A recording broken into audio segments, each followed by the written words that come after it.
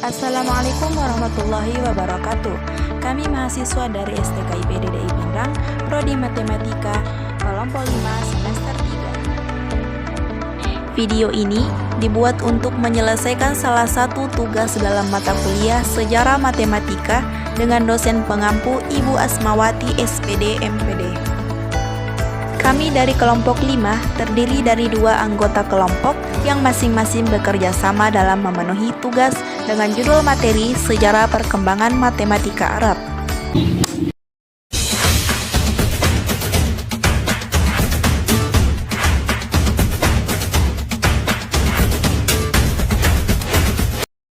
Sebelum kami masuk ke pembahasan lebih lanjut, izinkanlah kami memperkenalkan diri terlebih dahulu. Yang pertama, saya sendiri Nur Amalia dengan NIM 212020003. Dan yang terakhir ada Putri Baharsa dengan NIM 212020012. Baiklah, kami dari kelompok 5 akan mempresentasikan materi dengan judul Sejarah Perkembangan Matematika Arab. Pada abad pertama, perkembangan agama Islam bangsa Arab masih jauh ketinggalan dalam bidang ilmu pengetahuan dibandingkan dengan negeri-negeri sekelilingnya, seperti Persia, India, Yunani, dan Romawi. Pada tahun 750, yaitu pada permulaan pemerintahan Khalifah Bani Abbas, keadaan berbalik tajam sekali, di mana mulai pada saat itu bangsa Arab bangkit mengejar ketinggalannya dalam bidang pengetahuan.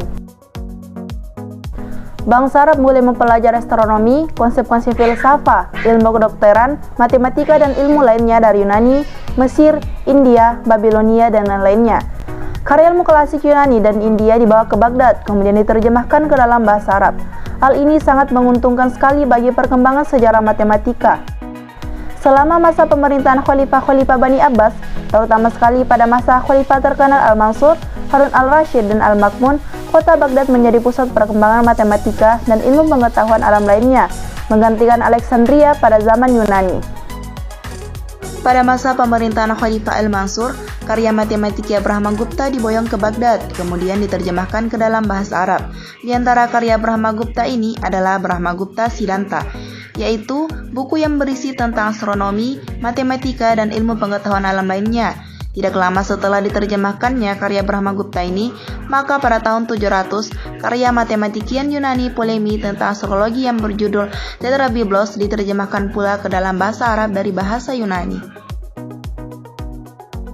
Selanjutnya, sistem numerasi Hindu ke Arab kurang lebih pada tahun 300 sebelum Masehi sampai 750 Masehi. Sistem angka Hindu Arab atau Hindu adalah angka sistem desimal posisional yang dikembangkan antara abad ke-1 dan abad ke-5 oleh matematikawan India. Sistem ini diadopsi oleh Persia dan matematikawan Arab pada abad ke-9. Ini kemudian menyebar ke dunia barat pada abad ke-pertengahan tinggi. Pada abad ke-18, tepatnya pada tahun 755 Masehi, wilayah kekuasaan Arab terpecah dua menjadi wilayah bagian barat dan wilayah bagian timur. Wilayah bagian barat berpusat di Cordova dan bagian timur berpusat di Baghdad. Dengan sendirinya, perkembangan peradaban di kedua wilayah itu pun berbeda-beda, sehingga tulisan Arab dan numerasinya pun berkembang sendiri-sendiri. Sistem numerasi Arab yang kita kenal sekarang adalah berasal dari numerasi Arab Timur yang telah berbeda dari asalnya. Keistimewaan dari sistem numerasi Arab ini adalah telah memakai sistem posisi dengan bilangan dasar 10. Untuk membedakan lambang-lambang Arab Timur dan Arab Barat, kita bisa melihat gambar ini. Sistem bilangan di Arab tidak terlepas dari perkembangan bilangan di Hindu atau India. Bilangan Hindu masuk ke Arab dan diadaptasi oleh bangsa Arab. Orang yang mengadaptasi bilangan tersebut adalah Al-Khwarizmi, dan angka di Arab berawal dari angka India. Sedangkan angka India berawal dari angka Brahmi atau pertengahan abad ke-3 sebelum Masehi dan abad ke-4 Masehi. Selanjutnya, matematika bangsa Arab dapat dibagi menjadi 4 kelompok. Yang pertama, aritmatika, yang kemungkinan berasal dari India dan berdasarkan kepada prinsip nilai tempat. Yang kedua, aljabar. Walaupun berasal dari Yunani, Hindu, dan Babilonia, tetapi telah dipolisi oleh matematikawan Arab menjadi bentuk serta sistematik yang baru. Yang ketiga, trigonometri. Umumnya berasal dari Yunani, tetapi matematikawan Arab mengaplikasikannya dengan bentuk trigonometri Hindu dan menambahkan beberapa fungsi dan rumus-rumus baru. Yang terakhir, geometri. Yang umumnya berasal dari Yunani, matematikawan Arab memberikan generalisasi terhadap rumus-rumus Yunani tersebut. Materi selanjutnya yaitu tokoh-tokoh matematika Arab. Yang pertama, Al-Khwarizmi. Tidak diketahui dengan pasti kapan Muhammad ibnu Musa Al-Khwarizmi dilahirkan. Diperkirakan dia meninggal sekitar tahun 850. Al-Khwarizmi menulis lebih dari setengah lusin karya tentang matematika dan astronomi. Karya-karyanya kemungkinan berdasarkan kepada karya-karya Siddhanta dari India. Ada dua karya Al-Khwarizmi yang terkenal, salah satu di antaranya adalah buku yang telah diterjemahkannya ke dalam bahasa Latin dengan judul Al-Khwarizmi Identimero Indirum tentang seni berhitung Hindu, di mana karya aslinya dalam bahasa Arab tidak ditemukan lagi. Yang kedua yaitu Tabib Ibnu Qura 826 sampai 901. Selain Al-Khwarizmi terdapat matematikiawan Arab lainnya yaitu Tabib Ibnu Qura. Tabib Ibnu Qura adalah matematikiawan Arab yang memberikan kontribusinya dalam bidang aljabar, di mana dia membuka sekolah untuk para terjemahan tabib terhadap karya Apollonius, Archimedes, Euclid, Ptolemy, dan Theodorus adalah yang dianggap paling baik. Disertai Tabib Ibnu Qura mengenai rumus dan menentukan bilangan bersahabat. Amitabh's Numbers adalah merupakan karya asli bangsa Arab. Tabib memberikan rumus untuk bilangan bersahabat. Yang ketiga yaitu Abu Kamil Sahujah 850 sampai 930. Matematikiawan Arab terkenal lainnya adalah Abu Kamil Sahujah bin Aslam yang terkenal sebagai ahli hitung dari Mesir. Abu Kamil Sahujah adalah seorang ahli aljabar. Dia menulis sebuah buku dengan judul Kitab fi Aljabar wal Muqabbalah yang merupakan komentar atas karya Al-Khwarizmi, kemudian memberikan tambahan penyelesaian dari problem-problem tersebut. Aljabar Abu Kamil Sahujah ini adalah memadukan antara hal yang praktis seperti terhadap pada Al-Khwarizmi. Abu Kamil Sahujah menghindarkan penyelesaiannya negatif untuk kuadrat dan dari bilangan yang tidak diketahui dalam kurung X2. Yang keempat yaitu Al-Battani 850 sampai 929. Al-Battani yang dikenal di Eropa dengan nama Al-Baktaniye adalah seorang astronomer. Al-Battani juga adalah seorang ahli dalam trigonometri. Dia banyak memberikan kontribusinya dalam mengembangkan beberapa teorema trigonometri dengan memperbaiki beberapa teorema trigonometri Yunani kuno.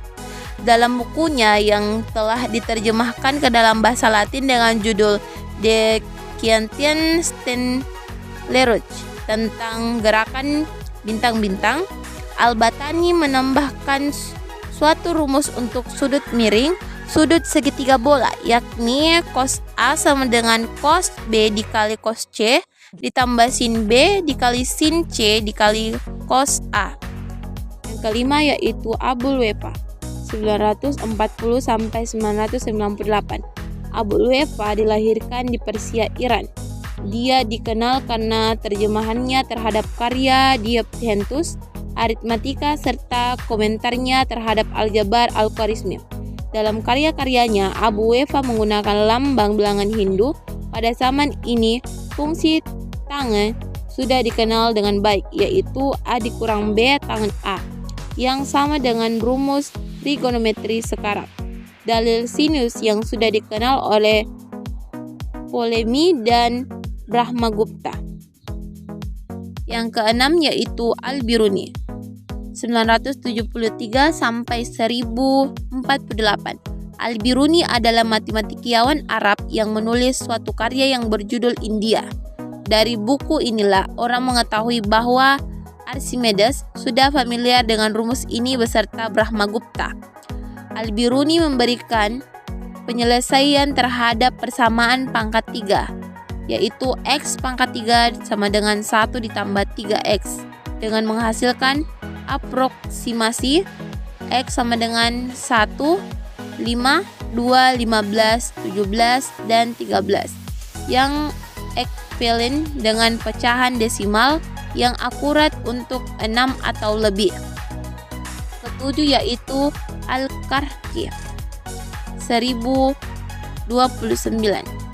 Al-Karki adalah Al-Karogi adalah seorang pengikut Diophantus, di mana dia banyak belajar dari karya Diophantus yang diterjemahkannya oleh Abu Wefa. Karya Al-Kahki adalah Al-Jabar. Ini diberi judul Fakri, menemukan sekaligus membuktikan teorema untuk jumlah deret. Yang kedelapan yaitu Al-Kashi 1436. Dalam banyak karyanya yang ditulis dalam bahasa Arab dan Persia, Al-Kashi memberikan kontribusinya dalam bidang astronomi dan matematika. Yang sangat mengagumkan adalah keakuratan komputasinya, terutama sekali dalam menyelesaikan persamaan-persamaan metode Horner yang kemungkinan diperolehnya dari Cina. Kemungkinan Al-Kashi memperoleh praktek menggunakan pecahan desimal dari Cina. Al-Kashi memberikan akar ke n suatu bilangan dengan 34, 59, 1, 2, 14, 53, 23, 47, 37, dan 40.